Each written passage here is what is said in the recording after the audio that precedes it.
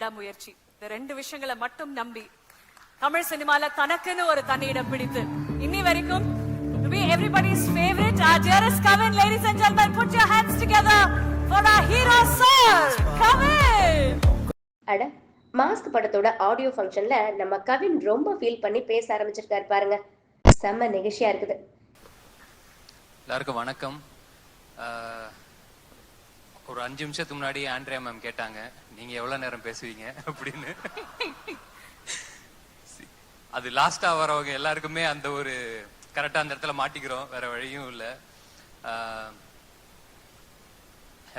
வந்த எல்லாருக்குமே ரொம்ப ரொம்ப நன்றி. எங்க அழைப்பை ஏத்துக்கிட்டு வந்த எங்க நண்பர்கள், பிரஸ், மீடியா, டெலிவிஷன் நண்பர்கள், போட்டோகிராஃபர்ஸ், வீடியோகிராஃபர்ஸ் எல்லாருக்குமே ரொம்ப ரொம்ப நன்றி. இது என்ன கதைன்னு பார்த்தா செம்ம கிரைம் த்ரில்லராம். இதோட அந்த படத்தை எடுத்து முடிக்கிறதே ஒரு பெரிய சவாலான வேலையா இருந்துச்சா.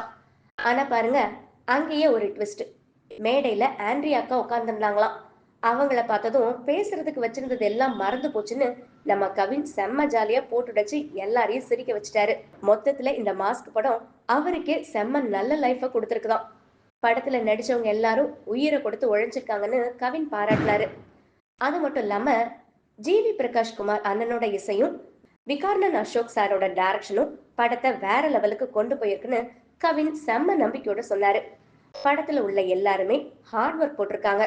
மியூசிக், டைரக்ஷன் எல்லாமே சூப்பரா வந்திருக்குன்னு நம்ம கவின் அப்ரிஷியேட் பண்ணாரு. நாமளும் நம்புவோம். நான் லைஃப்ல நம்புற விஷயம் ஒரு விஷயம் ரொம்ப முக்கியமா நம்புறது அன்னன்னைக்கு நாள் நல்லபடியா போகணும், அன்னன்னைக்கு மிஷனை நல்லபடியா முடிச்சு சந்தோஷமா தூங்கினா போதும். அந்த குட்டி குட்டி விஷயங்கள் எல்லாமே சேர்த்து நம்ம போக வேண்டிய இடத்துக்கு நம்மளை கரெக்டா கூட்டிட்டு போகும் அப்படின்ட்டு. ரொம்ப ரொம்ப நன்றி. எல்லாரும் சொன்ன மாதிரி என் அண்ணன்றது முக்கியமான கத்துக்கிட்டது ஒண்ணுதான், போட்ட காசு ப்ரொடியூசருக்கு சேரணும் அப்படின்னு. அந்த விதத்துல உங்களுக்கும் சொக்கனனுக்கும் எல்லாமே நல்லபடியா அமைஞ்சிரும் நான் கடவுளை